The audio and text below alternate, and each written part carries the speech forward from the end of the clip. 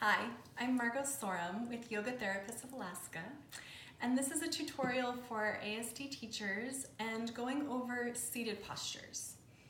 And strangely enough, seated postures are going to be among the more dangerous poses that we do because our students are so conditioned to sitting with a tucked pelvis. Almost all the chairs that we sit in now tend to tilt the pelvis under. And this is anatomically not healthy for our bodies. So today we're going to really have a tutorial so you can feel this in your bones. It's going to help your posture for everyday life, for all sports movements, and all your yoga poses. So really, the things that we talk about today will apply to almost all the yoga poses and movements during your day, so you can start to incorporate this. Again, posture was something that we used to learn culturally. We learned them from our parents. And you can even see that. Parents and children imitate each other. You can almost identify someone from their walk, from their movement. And what ends up happening is that today, we're not modeling good posture for our children. We're tucking them into car seats. We're immobilizing them in awkward, non-neutral positions. And so it's becoming a real issue. So we're going to go over some of these things to help prevent this. And it used to be in the past that we'd also learn this from our teachers. Our teachers in school would remind us, hey, please sit erect with good posture. And they could cue it in a way because they understood it in their own body. But saying sit up straight or don't slouch, they're not helpful. It doesn't actually teach anyone how to have good posture. So hopefully the words that I'll use today will help you have words to cue and start to feel good posture in your own body and help your students. And what better gift could you give your student than good posture? Good. So because most of us can't maybe sit upright, we tend to slouch, and lots of people have their thighs higher than their hip joints. We're going to start this in a chair. And you might need to have a day where you do take your students into a classroom to practice and really feel the bones in this way. And because they sit so often in their daily life, it's worth doing for them so they can practice all day long. All right. I prefer a chair that has a flat seat to it. And this way the pelvis has the most opportunity to be even and level. When we get into the chair, we're doing a healthy forward bend where the spine is nice and elongated, and I'm seated in the chair. Because I have a full chair back, I'm going to utilize it for this first round of sitting. You lean into the thighs, and then really do walk your femur bones all the way back so you wedge against the chair. And then when you stack up, you're going to feel the sacrum wedged against the back of the chair. And you'll distinctly feel your sit bones, the ischial tuberosities. And this is what we want. The foundation of sitting is those sit bones. When we sit forward on the chair, we also want to be forward of the sit bones. But most of us today in our lives are sitting on the sit bones, behind the sit bones, or even worse, like on your lumbar spine. And then we're crossing the joints at awkward angles, creating varicose veins and sciatica and various things that are unpleasant. And then this isn't comfortable and not maintainable. So then we're told to sit up straight. But sitting up straight to most of us means this, which you can see breaks my back and is very tense, and it's not sustainable. And so the slouch happens. And then the overlift happens. And then the slouch happens. So it is about finding this sweet spot in your bones. And it really is about this place where we come forward in the front of the sit bones where I could just stand up and go. If I'm on the sit bones, just slightly behind, I actually can't stand up from here. And if I slightly tuck behind the sit bones, I really can't stand up from here. So practice these positions with me. Go ahead and tuck the tailbone. This is posterior pelvis. And notice that you can't stand up out of your chair. And you can't even feel grounded in your feet. And then tip forward to on the sit bones. And now the spine feels more aligned. stand up. And then move slightly forward to the sit bones. And it is kind of like your dog standing at attention to go on a walk. They're ready to just go. So this is sitting neutral, is this place where you could get up out of your chair, that you're ready for action. And it's not tense, it's just available. This feeling is also this position where your iliac crest is pretty close to your femur bone. You're forward on the sit bones, anterior pelvis. And this is important because when we do our yoga poses, we need this anterior tilt where the iliac crest and femur bone are close together in flexion to do the pose as well. But what ends up happening is a lot of people are here and then they're trying to do the yoga like this in the seated postures. So a seated pose would maybe look like that, rather than a seated posture looking like that. So again, it's a visual practiced thing, and I really do invite you to take a workshop with me sometime where we really go into this concept and ingrain it in your body. Because when you feel it, then you can admit it and transmit it to your students. And it will take a little bit of practice. Another important thing to think about when we're sitting is this transition standing out of the chair. And I'll often ask students to just sit and stand a few times and notice that, and then start teaching them the movement patterns for healthy standing. So the first movement pattern we'll talk about is with your head. So I'm going to do it the wrong way.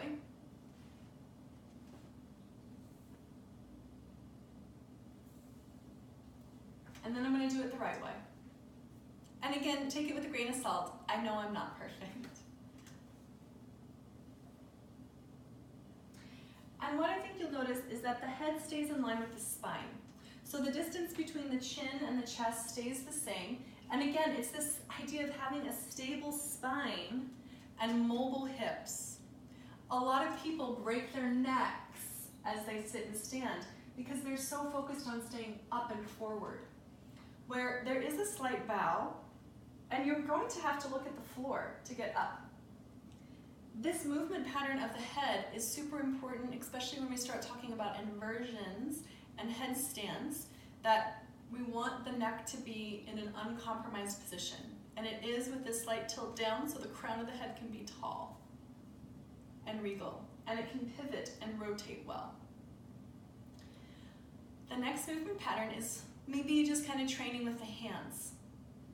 It doesn't really matter where the hands are when we come up or down, but as you come into the seat, it can be really helpful, and it'll help you align things if you put the hands back and you place yourself into the chair.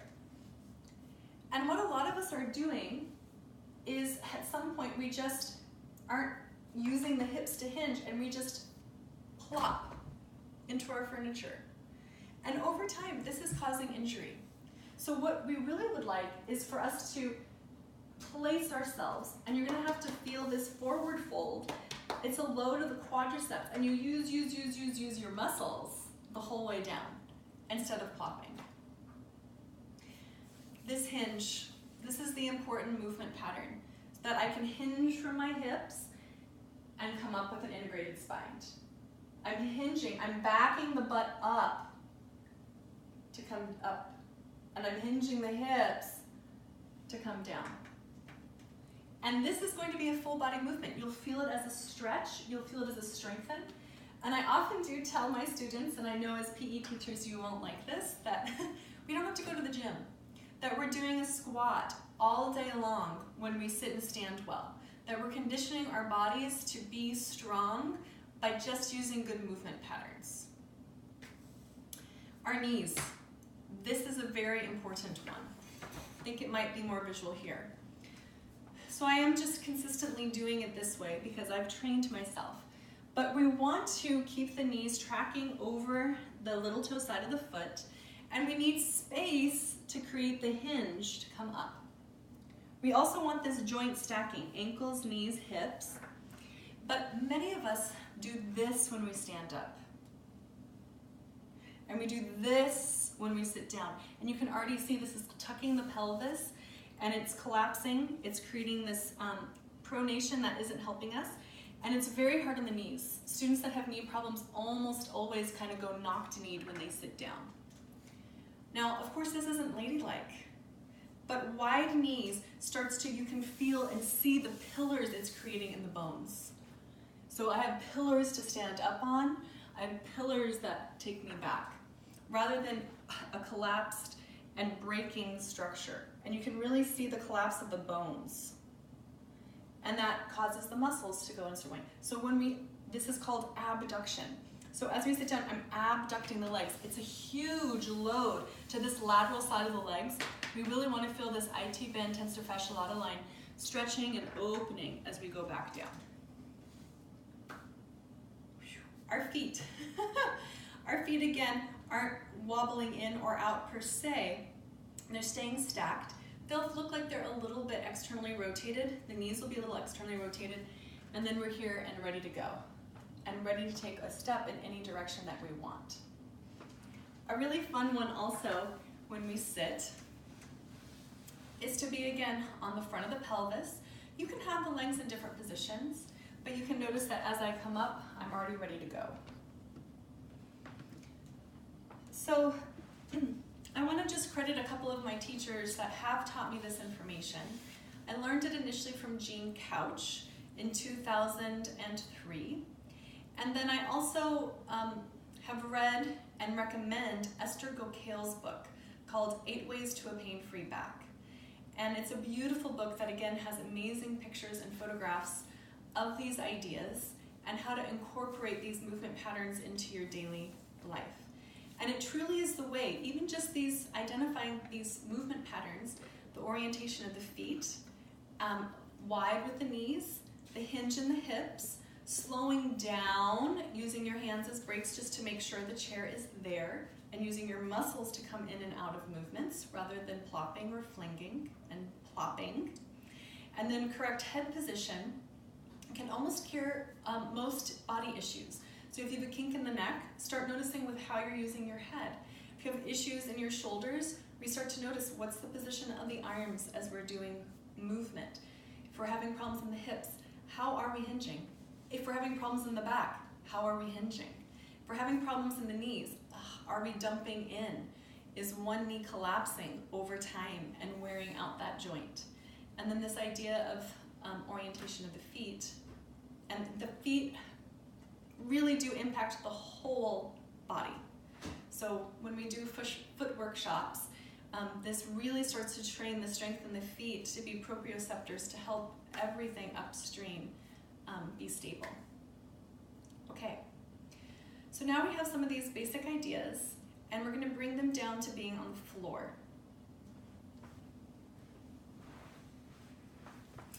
This position is called Sukhasana. And as you can see in Sukhasana, we do want to come forward of the sit bones. And please notice that this kind of coming forward or sitting up straight, it isn't a lifting of the chest and leaning backwards. This is a back bend. And sitting is not a back bend. When we tip forward to the front of the sit bones, it turns it a little into a forward bend. So this is the orientation that you'll kind of want to see your students in. But a lot of them have been tucking for a long time, and the fit of their femur bone into their hip joint might not provide that. So the solution is getting up higher. And that requires props.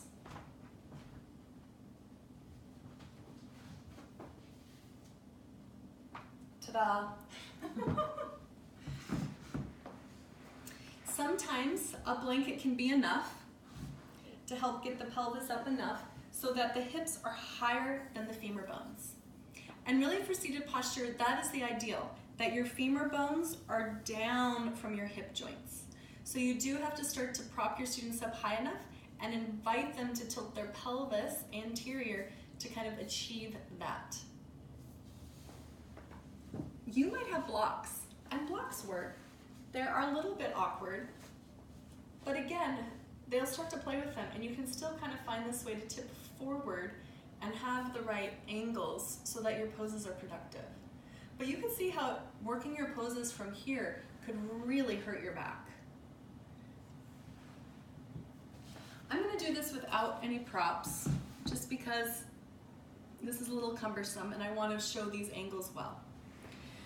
So within that, right now I'll just say what leg is in front for me. So my right leg is forward. From this position, I'm going to ask you to fold it and turn the leg all the way around and in. And at this point, your pelvis might be quite uneven. And if you're just sitting here momentarily, that is okay.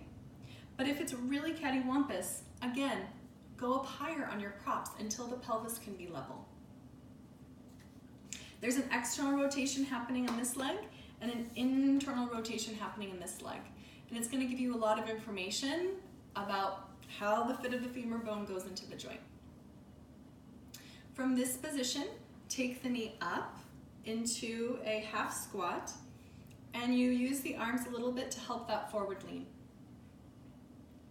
Now the suggestion is start using these movements all the time rather than sitting in furniture.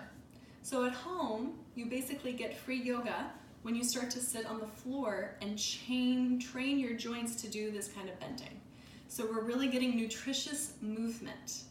Our body was designed to be our own chair, and we're not using it. We're using furniture, but we want to start to use our bodies as the chair.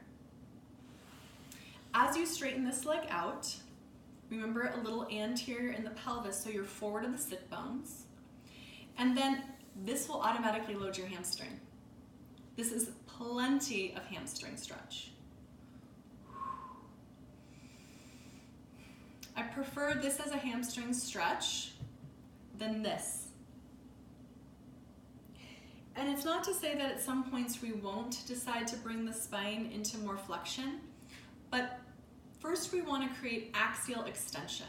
So in this forward bend, I'm focusing on axial extension being the goal, and the hip flexion, rather than a deep forward fold. It will really start to benefit your students, and they will feel the stretch more distinctly. I feel this distinctly in my hamstring because I'm able to have the leg be straight instead of having to bend it to round over it. So a straight leg and a integrated spine is more beneficial. Bring the 2 feet together. This is Baddha Konasana. And again, this is a position where we can practice that on the sit bones, behind the sit bones, on the sit bones, forward of the sit bones. And you start to feel that, oh yeah, when I'm forward of the sit bones, all of a sudden I feel the muscles lengthening evenly in the medial plane, in the posterior, in the lateral plane, in the front and in the back. So you're starting to feel, oh yeah, the muscles are now elongating evenly. And this is what creates strong and flexible muscles, is getting them to their correct length. And then let's repeat this on the other side. So turn this leg in. Ooh, this side doesn't like it as much. It's not as level. So you get to notice this. Oh, we're different side to side. And it probably has to do with our standing habits of, oh, I always kind of wonk off to that one side, or I weight bear more to this side. So starting to find that way of leaning into our bones as evenly as possible. And I'm going to lean forward into the front of the sacrum to really screw into the bones. And then I feel it a whole lot more. And then this leg goes up. I like using the arms as a little bit of that support so you can relax and lengthen the spine. So instead of hanging out here, I'm going to rock forward to the front of my pelvis and be here. And then keeping forward of the pelvis as this leg lengthens out. So it is a forward bend for sure. And that is how we'll challenge the hamstrings. Seeing if we can take both legs out without tucking. And this is very difficult for students. So you can use your hands to help and lean forward, and very likely they will need to go up on a prop to help tilt their pelvis forward into the forward fold with straight legs. And then you can start going through these other variations where we turn towards one leg and accent the stretch, where we go towards the other leg and accent the twist, where we add the Janu Sukhasana pose, where we add the twisted lateral pose, but really kind of thinking of this centered seat as we move through these seated postures. There's one other sequence that very much helps tell us if we're ready for seated postures. And I've learned this from a few physical therapists, and they don't allow their students to do any seated poses until they're able to do Dandasana on their back at an angle that allows them to sit in Dandasana like this. So in Dandasana, this is basically a 90-degree angle. So it means your hamstrings have to be released enough to be able to do that. And the pose to marker this is a pose we'll do in another workshop, but it's called Dandasana. Please notice my back. It's in its natural arches. So as I bring this knee in and take it up, I don't allow that to tuck. I'll show it tucked. It would look like this. And then I'm cheating. So it's where can I be at the front of the sit bones, anterior pelvis, and my leg up. And you have a student about their legs, and if they can have their leg in this position with this leg long, then they're ready for Dandasana in the seated posture. If they're here, that means they can't do it yet. They're not going to be able to sit at a 90-degree angle. Their hamstrings aren't released enough. Of course, this is you understanding these details and then starting to bring your students towards better posture. And at first, of course, if they're anterior or posterior a little bit, you might still continue to do some of these seated forward bends. But if their back is bothering them, then we really need to break it down a little bit more and understand the underlying cause of that discomfort. And it is the lack of range of motion of the pelvis. Their pelvis is so fixed and so tucked. So even just starting to play with this anterior and posterior tilt and being able to find that anterior tilt is super important. Let me get one more prop.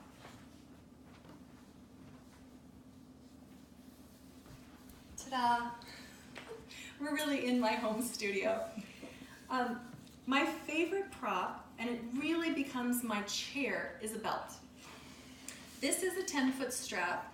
And I would recommend 10-foot straps because most of your students are going to be tall and need that much. We take the strap around the upper back, underneath the armpits, and then we're going to use the belt around our feet. And it becomes kind of like a camping chair. And in this position, it really does help us tilt the pelvis forward so you can see my iliac crest and femur bone are in deep flexion. My legs are able to be nice and straight. And I'm able to sit up. And you'll feel how much strength has to happen in the spine and in the legs to start to achieve these seated postures. Sitting postures are advanced postures. They really fix the pelvis and drive the benefit into the legs and into the spine immediately. So you can also kind of have your students practice these variations with a belt and practice keeping the spine integrated and long and truly loading the leg. I am way okay with people bending the knees for a while in service of their spine. So if at first the hamstrings are too tight, it's fine to have the spine long and the knee bent, and over time keep the spine long and the knee straight. You'll feel these immediately as you start to work with them. And yes, you are supposed to feel them that much. Oftentimes, as we start to do something in a new way, we think, I'm doing it wrong because I've never felt this before. It feels too weird. Go with it. Allow things to feel weird. Allow them to feel different because your normal probably hasn't been serving you. And even though normal to you feels right, it isn't your ideal. It isn't your best posture. It isn't your best efficiency. So be willing to let things feel weird. Encourage your students to let things feel weird. We like to call this growth mindset, this idea of learning new things And these little mistakes and failures and letting things be a little bit different and wonky and weird is exactly right. Because until you have a new experience of yourself, you'll never be able to transform. So be open. Within saying that, when we do something new, it doesn't mean painful. Sensational, yes. It will feel sensational. But ideally it won't hurt. It won't debilitate you. It will strengthen you. It will mobilize you. We really want to achieve a marriage of the strength and flexibility. We don't want our flexibility to exceed our strength, nor our strength to exceed our flexibility. And part of this is really finding this balance on the axis so muscles are long and strong in proportion to one another. Thanks so much for joining me for this. This is one of my favorite topics. So please reach out. Let's have a chat. We can do tea. Namaste.